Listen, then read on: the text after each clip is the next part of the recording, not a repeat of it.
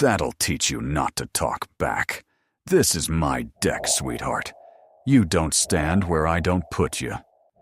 Chief Petty Officer Marcus Teague had a fistful of her float coat before the sentence finished. He shoved her, open hand across the shoulder, a clip of the jaw as she turned, and he laughed. Two of his yellow shirts laughed with him. The sound carried thin across the steel, and then the wind took it, and there was nothing left of it at all. 0400, the roof still black. Salt and jet fuel and cold steel that pulled the warmth out of a boot through the sole. The flight deck of a nuclear aircraft carrier at anchor, 4.5 acres of steel and chain and painted lines. And standing in the middle of it, a woman in a plain float coat and a borrowed cranial that showed no rank and no name, and told a man nothing except that she was small and she was alone. She did not stumble the way he expected. She rode the shove.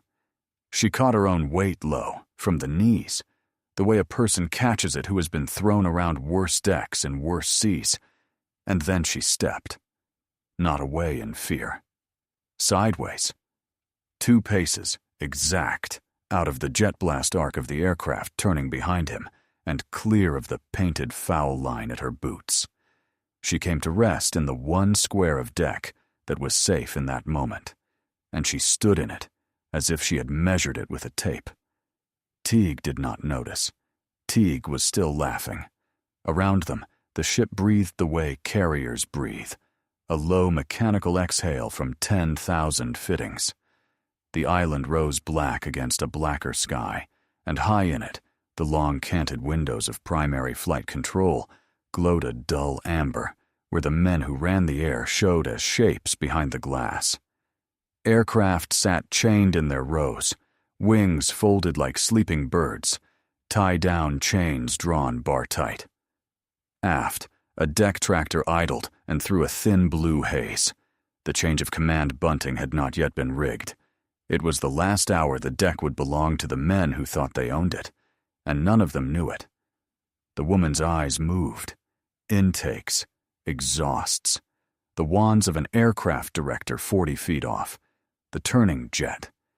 She read the whole geometry of it in 3 seconds, the way another person reads the time off a clock without thinking about the hands. Teague, who had run this deck for 2 years, had read none of it. "You lost, ma'am?" he said, and the ma'am was the joke, delivered for his crew. "Civilians don't belong up here. You almost got yourself killed just now. You want to thank me for saving your life, or you want to keep standing there looking stupid?" She looked at him once, level. She said nothing. 30 feet away, a man stopped walking. Command Master Chief Dwayne Pittman had been making his own dark circuit of the roof, the way he had made it every morning for 29 years, and he had seen the shove. He did not move to break it up.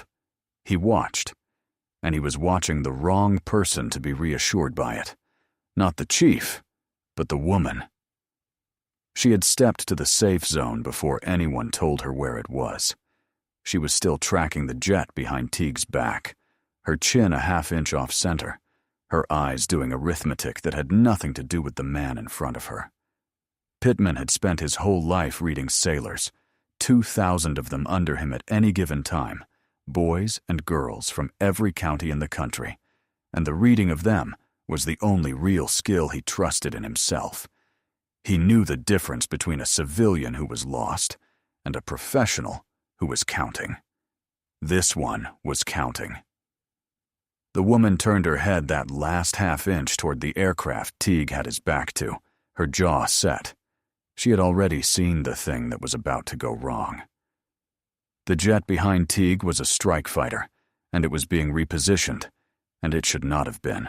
On its inboard station, a load hung in a condition the ordnance team had not caught, a weapon that had not safed, riding live into a slow turn that would swing it across a fueling point 9 feet away. The director downstream had his lighted wands up.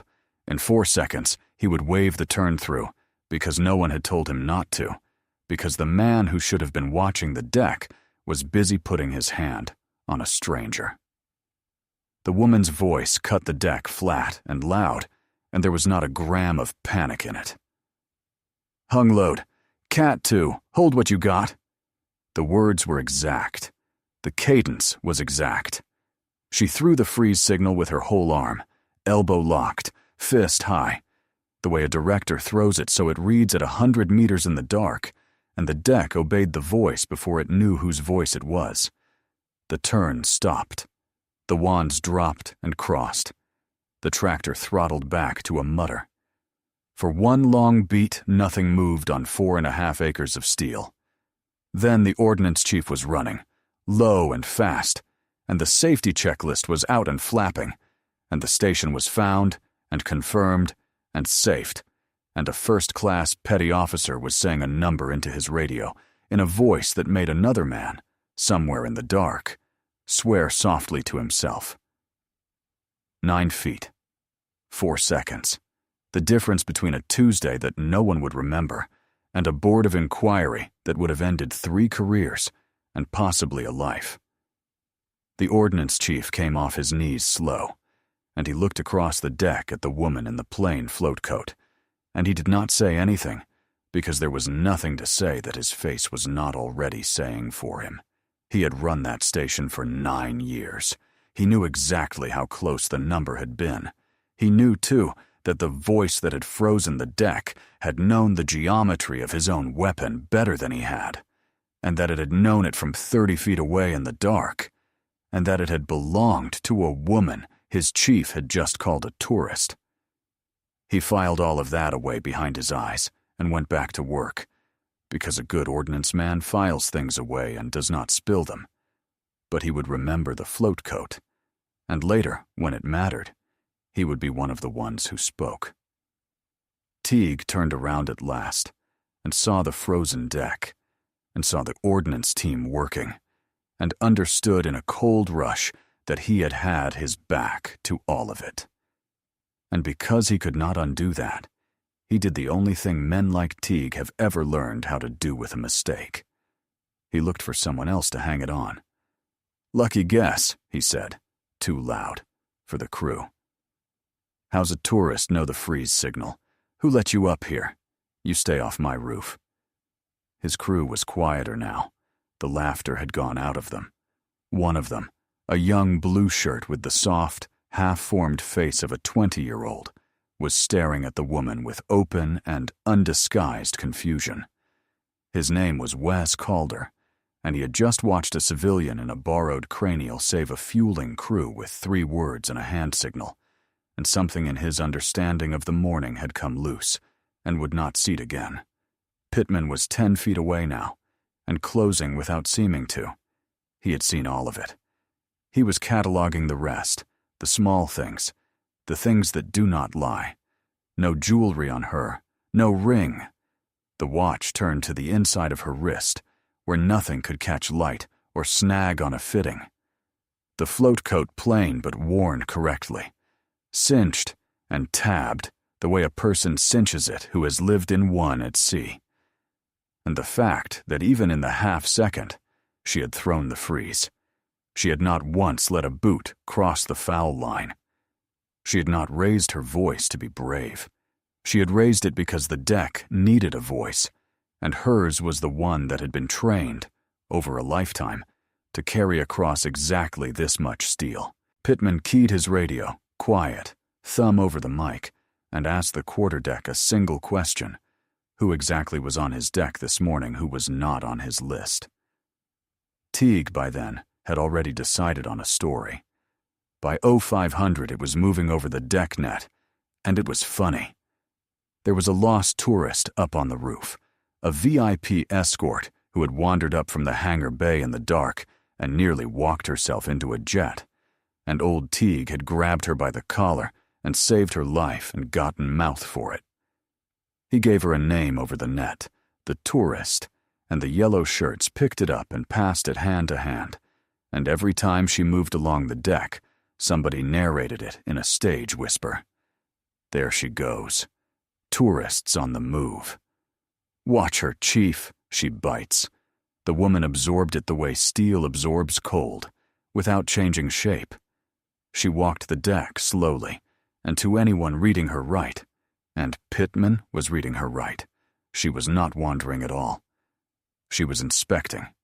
Chains, tie-downs, the condition of the non-skid where it had worn thin and shiny at a high-trafficked crossing near the island. The grounding cable at a fueling station that was not seated in its receptacle the way it should have been. A small thing, an eighth of an inch, the kind of small thing that kills people. She carried no notebook. She wrote nothing down. She noted everything, and Pittman understood, watching her, that she was the kind of person who did not need to write things down, because she had never once in her life forgotten one. Young Calder made a mistake. He came up on Teague's shoulder at the coffee urn lashed to the base of the island, and said, low, that the woman had known the freeze signal chief, that maybe she was somebody, that maybe they ought to find out who she was before this got any bigger than it already had. Teague turned on him in front of the whole crew. You taking orders from tourists now, Calder? That how you plan to make director? You listen to me, not her. You want your qualification sign-off out of me, you remember real quick whose deck you're standing on. Calder went red to the ears and shut his mouth. He was 20 years old, and 8 months from a director qualification that was the only thing he had ever badly wanted. And the man who held the pen over it had just told him, in front of everyone, exactly what a conscience was going to cost him. The woman saw the second thing then. A foul deck condition near Catapult 2. A fitting, worked out of tolerance. A genuine hazard by any standard the Navy had ever written. And she watched Teague wave it off to keep his launch cycle running on time. And she watched him mark the deck green when it was not green. He was not careless. She could have forgiven careless. Careless was survivable. Careless could be trained out of a man. He was building a lie, deliberately, one green light at a time, and every light he logged was a small loan taken out against somebody else's life. He signed the log with a flourish and handed it up to the handler's runner, and never once saw the woman note the time. 05:17. She noted it the way a person notes a thing she fully intends, one day, to prove. Stay with this one. The man laughing on that deck has just put his hands, twice, on the last person in the United States Navy he should ever have touched, and he still has no idea. If you want to be standing there for the second the truth lands on him, subscribe to Honor Tales and stay up on the roof with her. By 0600, Teague had decided the story was not enough. He wanted paper. He dictated a deck log entry to his leading petty officer, and in it, the morning turned itself inside out. Unauthorized civilian personnel in a foul line had caused a launch cycle stoppage at Catapult 2, not a hung load caught, and a fueling crew saved. A delay caused, a cycle broken, a schedule slipped, and all of it hung around the neck of a woman with no name. He left his own blindness out of it entirely. He wanted a trail written down in the official record, so that when someone finally asked why the deck had frozen solid at 0400, the answer would already be in ink, and it would already have her fingerprints on it, and none of his. Lieutenant Commander Ross Merrow, the aircraft handling officer, the handler, the officer who owned the roof and every word logged on it, signed the entry without reading it. He signed most of what Teague put in front of him. Teague's deck cycle numbers were the best on the ship, the best in the strike group, and Merrow's own fitness report wrote on those numbers, like a man riding a horse he has decided not to look too closely at. You do not inspect the machine that is making you look good.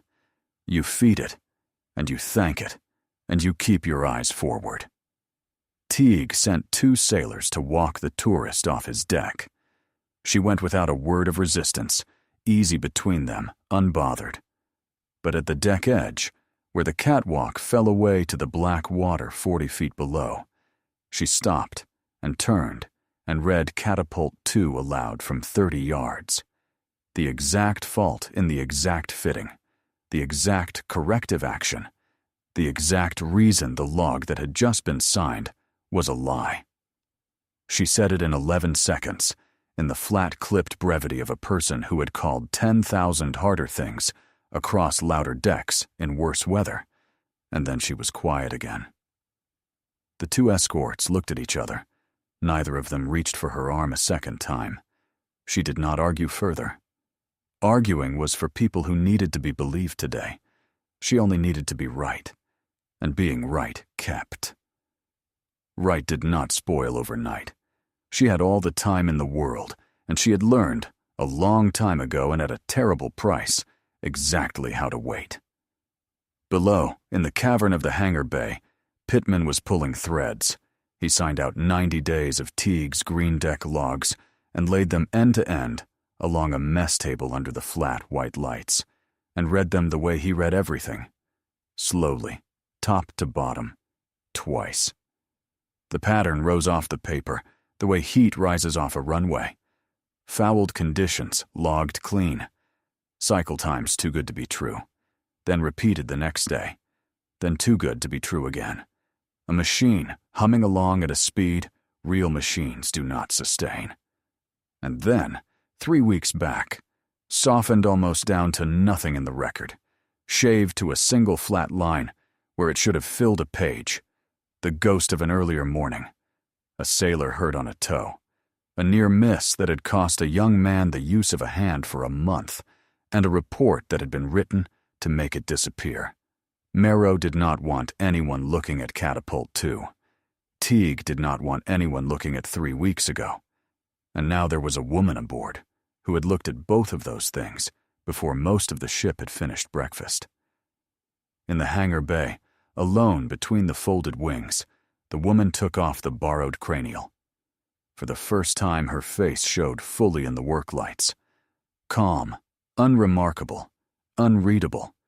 A face you would not pick out of a crowd on a pier and would never once forget after you had.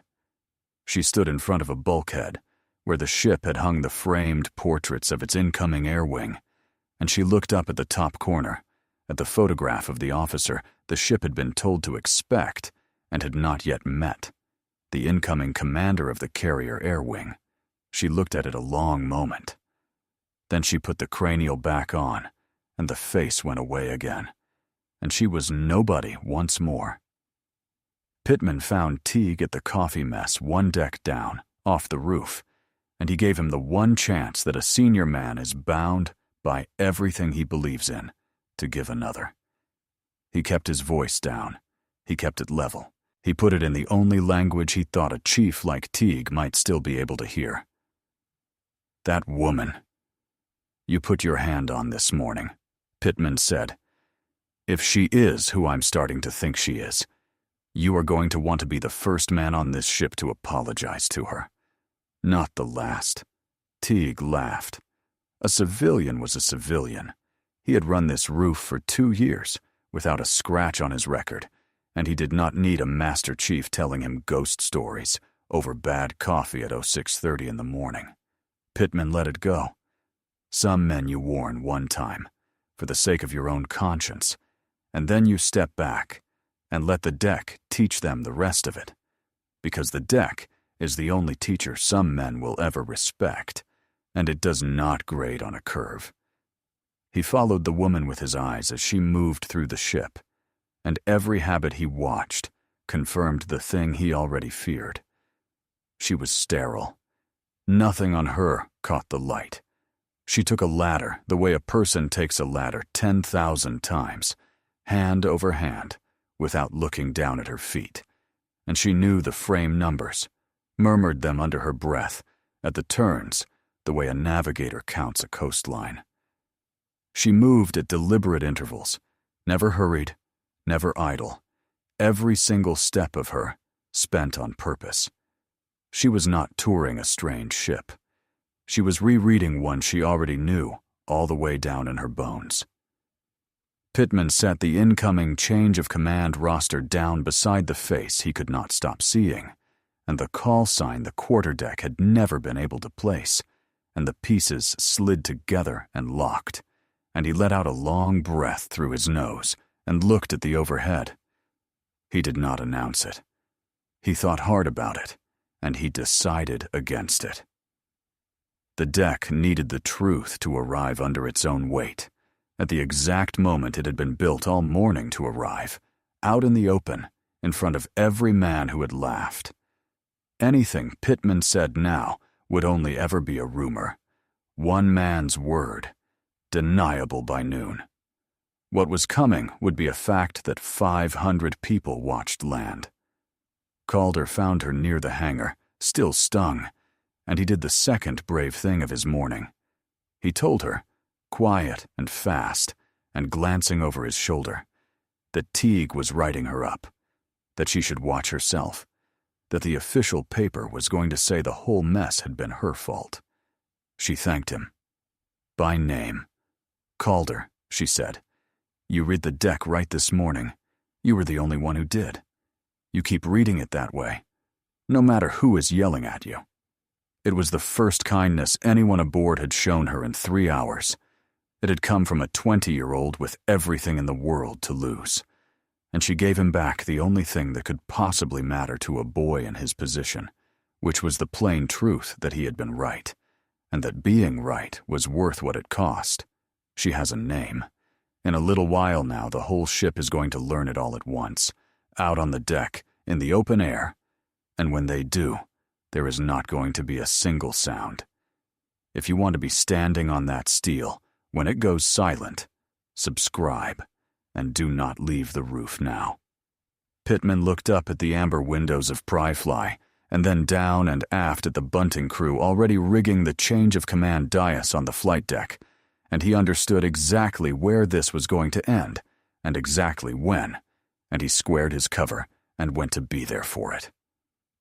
Her name was Captain Renata Sloan, callsign Ember, incoming commander of the Carrier Air Wing, the Saagung, the officer who would own every aircraft and every aircrew that launched off this ship into whatever the deployment turned out to be. 22 years a commissioned naval officer. And before all of that, something the wardroom rarely knew how to hold in its hands. She had come up off a flight deck exactly like this one. A blue shirt in dungarees, an aviation boatswain's mate, who chained jets and chalked wheels and ate the wind and learned the roof from the steel up.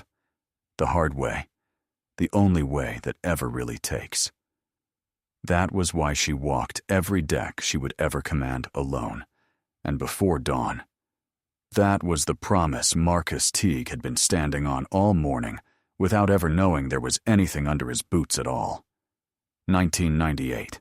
She was 18 years old. She reported aboard a carrier as a blue shirt and fell in love, the way only the young can, with the most dangerous 4.5 acres on the face of the earth. 2002. She was 22. Recovery operations on a black night. A hard landing that went wrong at the ramp. Metal finding metal in a way it is never supposed to. A fuel line opened. A single spark found it. And then the thing every carrier sailor is trained for from the first week and prays with everything in them never to see. Fire on the roof. A Class Alpha fire, flame running across open non-skid faster than a man can sprint. Because non-skid is engineered to hold a boot, not to hold back fire. She had counted the seconds ever since, and she still knew the number cold. Fire crosses open deck faster than almost anyone believes who has not stood on the deck while it happens. She had 11 seconds of it. She was 22 years old, and a burning aircraft stood between her and the edge of the world, and the heat came through her dungarees like a hand. His name was Silas Kemp. Aviation boatswain's mate first class, a chief in everything but the anchors they had not yet pinned on him, a man who ran his blue shirts hard and loved them harder, and had sworn out loud, more than once, that he would put every single one of them back on the pier in one piece, or not go home himself. He came into the smoke for her. He got a fist into her collar the exact way Teague had gotten a fist into her collar that very morning, except that Kemp pulled her toward the world instead of away from her place in it, and he dragged her clear of the burning jet across 10 feet of flame, and then, Without a word, he turned and went back in, because there had been another kid in the smoke behind her, and Kemp had counted them too. Kemp did not come out of it the same man. He died of his burns 4 days later in a bed 1,000 miles from the sea. And in those 4 days, the ones who were there said afterward, he never once asked whether the girl had made it. He had not needed to ask. He had carried her out in his own 2 arms. He knew. There had been an investigation, the way there always is. A board convened in a paneled room, a long way from any deck, and men who had never smelled that particular smoke asked a young petty officer named Sloane to walk them through 11 seconds a second at a time. And she did, without crying, in the flat, brief voice she was already learning to keep. They found what boards find, a fitting worked out of tolerance and logged clean. A hazard waved off to keep a cycle running on time. A green light entered in a book by a man who wanted his numbers to look a certain way. Kemp had died because someone with a pen had decided that the truth was slower than the schedule. She was 22 years old when she learned that a lie in a logbook is a loaded weapon with a long fuse, and she never once, in the 24 years that followed, forgot the lesson or the cost of it. It was the reason her eyes had gone straight to Teague's green deck entry that very morning, before she knew his name. She had seen that entry before. She had buried a man over it. The deck crew started calling her Ember, the girl who was pulled out of the fire and lived. She had tried, for a while, in her 20s, to leave the name behind her the way you try to leave any scar behind you. It would not leave. It followed her through her commissioning in 2004, through her wings of gold in 2006, through every squadron and every cruise and every board and every promotion, until at last she stopped fighting it and let it be simply true. Ember, the one the fire did not get, the one who came back and came back and came back, until one day she came back to command the deck itself. She walked every deck she ever led alone, and before dawn, and she did it for one reason, and it was the only sentence she ever allowed herself to say inside her own head, in a voice she used for no one else living. A good chief died on a deck for her once. She would spend every remaining day of her life making certain that no deck she owned was ever again run by a man who could not see the danger standing directly in front of his own face. She had not come up to the roof this morning to catch Marcus Teague. She had come up to keep a promise to a man 24 years dead. Teague had simply, unluckily, chosen this of all mornings to be standing on top of it. She fastened the plain float coat again. She checked the watch turned to the inside of her wrist. 0640. And she started back up the ladder toward the roof, toward the ceremony, toward the man who had hit her. The bunting was up when she came back out onto the deck, red and white and blue, snapping hard in the harbor wind, and rows of gray chairs squared away to the inch, and a dais with the ship's seal, and off to one side, working his crew, the man who did not yet know that his morning had already run all the way out. Teague saw her come back, and something in his chest came loose and turned mean. She was supposed to be gone. Tourists, when you ran them off your roof, stayed off. This one had walked right back onto his deck in front of his crew, as if the deck-edge escort had never happened. And he crossed to her fast, boots hard on the steel, and he got up into her face. She held the safe zone. She tracked the deck around him even as he crowded her, the same half-inch tilt of the chin, the same cold arithmetic behind the eyes, reading the wind and the spacing and the aircraft, the way she had read them all morning. "You don't learn," Teague said, low and ugly, for her alone now. "Some people, you have to teach them twice." He shoved her again, harder. A closed hand this time, driven into the shoulder, out in the open, in the growing daylight, in front of Calder and 2 of his yellow shirts. She took it. She let it happen. She could have put him flat on the deck in under a second. The training lived in her body still, and had a dozen quiet, final ways to end a man twice her size. And she chose, deliberately, in cold blood, with her eyes open, to be struck instead. Some evidence you cannot take from a man. Some evidence he has to hand you himself in front of witnesses in the daylight, so that later, when the lawyers come, no one alive can stand up and call it a story. But there is a line between what she would let him do to her and what she would ever let him do to the deck, and Teague, to prove to his crew that he still owned the roof, walked straight across it without even slowing down. He called for a toe and spot he knew in his bones was wrong. Wrong for the wind that was building off the water. Wrong for the spacing between the aircraft. A jet dragged across a lane it had no business crossing. And he waved Calder into the gap between the moving aircraft and a raised jet blast deflector, into a wedge of steel the geometry was already closing. Calder, 20 years old, 8 months from his sign-off, more afraid of the man than of the machine, took one step into the lane. Sloane's arm came up with the emergency stop before her mind had even finished the sentence. She put her body at the very edge of the foul line, exactly to it and not across it, and she called the boy off by his name. 3 words, the flat brevity that carries over turbines.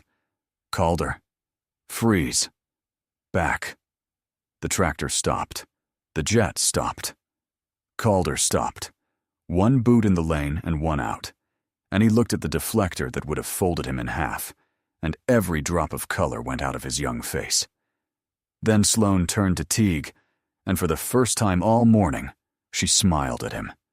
It was small, and it was cold, and it was the very last thing on that deck he wanted to see on her face. You should have stopped at the tourist joke, Chief. Over the 1MC, the flat electric voice of the ship called the ceremony to stations. And at the deck edge, coming up the ladder from the catwalk, a knot of brass rose against the bright blue morning. The change of command party arriving on the roof. Rear Admiral Grady Whitlock came up first, the strike group commander, 3 stars of hard authority and service dress.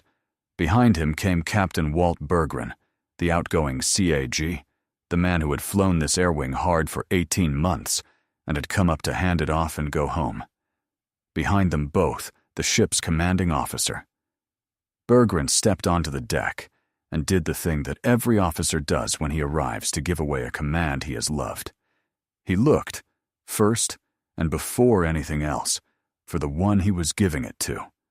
His eyes went along the squared rows of sailors and the gray chairs and the draped dais, and then his eyes stopped, and every man who happened to be watching Berggren's face watched it change.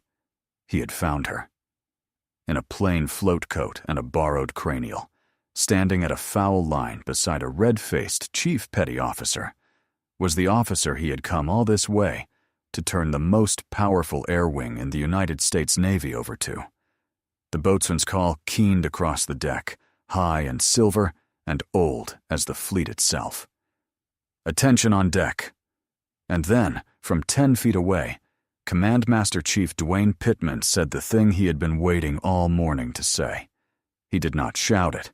He said it flat and carrying, the way the truest orders in the Navy are always said, the call sign and the title together in 4 short words, and they crossed the roof faster than anything Teague had managed to say in 3 hours. Ember. CAG's on deck. It started at the island, and it ran outboard. The yellow shirts first, because they were nearest, and because they understood soonest and most completely what it was they had been part of. Then the blue shirts, then the ordnance team, and the fueling crew, and the tractor drivers, and the men strung out along the catwalks with the sea at their backs. 500 sailors on a flight deck at the top of a bright blue morning, and one by one, and then in a single spreading wave, and then, all at once, they stopped what their hands were doing, and they came up onto their feet, and they stood. Calder stood the straightest of any of them. He had known before the boatswain's call. He had known since the freeze signal at 0400, in the part of him that the fear had not been able to reach. And standing there now with his heels together and his chin level, he felt the last of the morning's shame burn off him and something else take its place, something he would still be trying to name years later when he had a deck of his own. The yellow shirts who had passed the word tourist hand to hand stood too, and not one of them would ever say the word again on that ship or any other for the rest of their lives. Captain Walt Berggren raised his right hand and rendered a slow, full salute to the incoming Air Wing commander. Rear Admiral Whitlock inclined his head. And out on 4.5 acres of steel, in a sudden and total and ringing silence, the only man on the entire deck not standing at attention was the chief who had put his hand on her. Twice, Teague's face ran the whole distance. Confusion first. Why was the deck standing? What had he missed? What in the world was happening around him?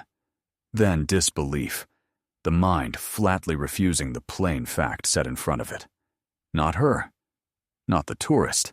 It could not possibly be the tourist. Then recognition, arriving the way water finds the lowest ground, dragging every single piece of the morning down into it as it came. The freeze signal thrown with a locked elbow. The exact terminology, the foul line she had never once crossed, the sterile hands, the watch turned inward, the calm, the smile. And last of all, when there was nowhere left in him for it to go, horror, pure and total. He had struck the commander of the carrier air wing, twice, in the open, in front of the strike group commander of the United States Navy. Rear Admiral Whitlock's voice was quiet, and it was total. "Chief, step back from my CAG." Teague stepped back. The master-at-arms was already moving across the deck toward him with 2 men. Lieutenant Commander Merrow, the color gone entirely out of his face, was told in 6 words to stand fast exactly where he was and to touch nothing. Captain Renata Sloan unfastened the plain float coat at last. She handed it, without a word, to the 20-year-old blue shirt standing at her shoulder, to Calder, who took it in both hands like something that might break. And under the float coat was the flight suit, and on the flight suit was the eagle of a Navy captain, and above the eagle the name that went at last, with the face the ship would never again be able to forget. She returned Berggren's salute, without hurry. She had, as she had known all morning, all the time in the world.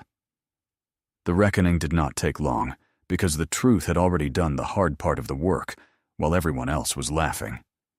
Pittman's 90 days of logs and Sloane's noted times met on a desk in the ship's legal office before noon, and they fit together like a lock and the key cut for it. Teague was taken into custody. The charges wrote themselves out of the plain facts: assault, twice witnessed, upon a superior commissioned officer, the falsification of official deck logs, the green deck signatures on conditions that had never once been green. And when the investigators pulled at the thread of the 3-week-old near miss that Pittman had found shaved down to a single line, the whole buried thing came up out of the dark and into the light at once. The injured sailor, the tow that should never have been run, the report quietly rewritten to protect a launch cycle and a set of impossible numbers. Merrow fell with him, and he fell hard.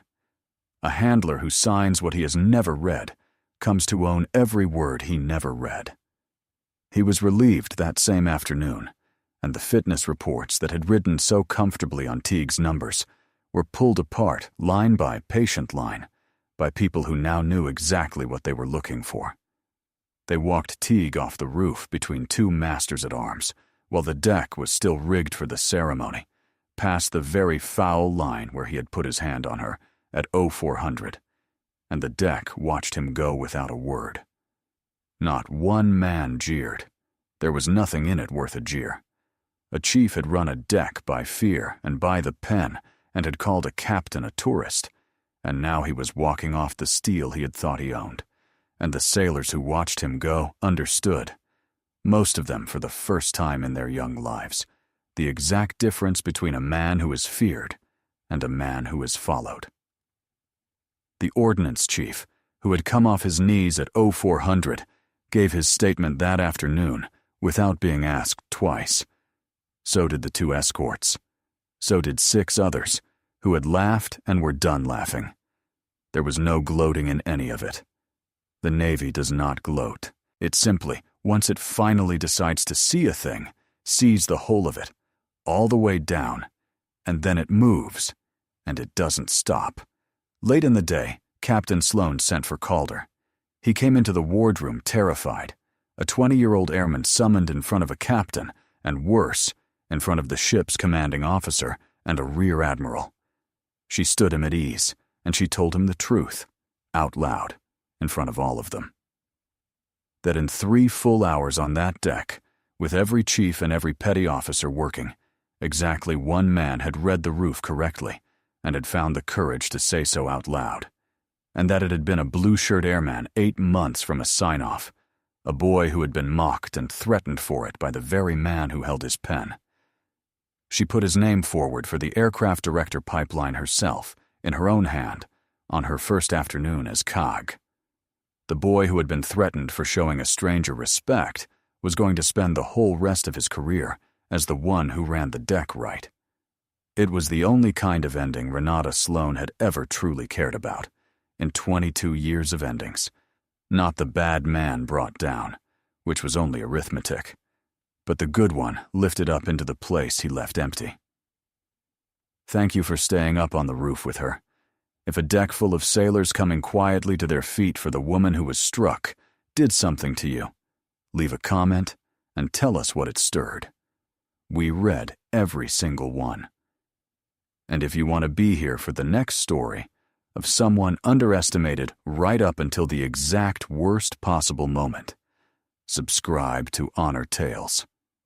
Late, the ceremony struck, the chairs stowed below, the bunting down and folded, the roof gone empty and graying toward dusk. Captain Sloan walked forward along the deck alone. She stopped near Catapult 2, on a patch of non-skid worn thin and shiny by 20,000 boots, and she stood on it a while. It was the kind of spot where a Kemp dies. Every carrier had one, if you knew how to find it, and she always knew how to find it.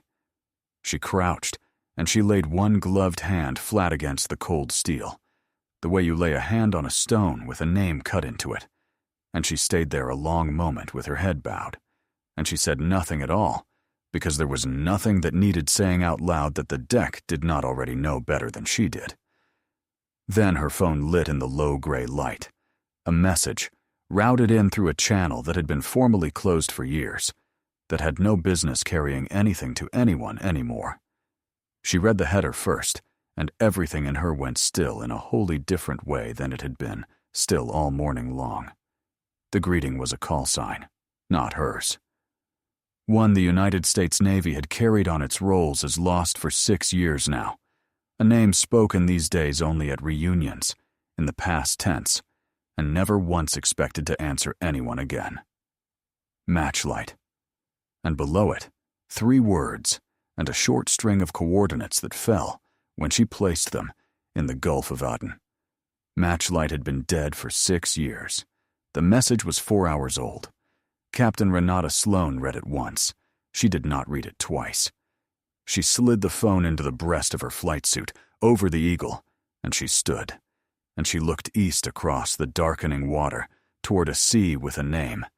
And the deck she had been handed that very morning had already, quietly, without anyone else aboard yet knowing it, become the smallest part of what was coming for her. Every soldier carries a story that few ever hear. Listen with your heart. Thank you for staying and watching. Subscribe to Honor Tales for more.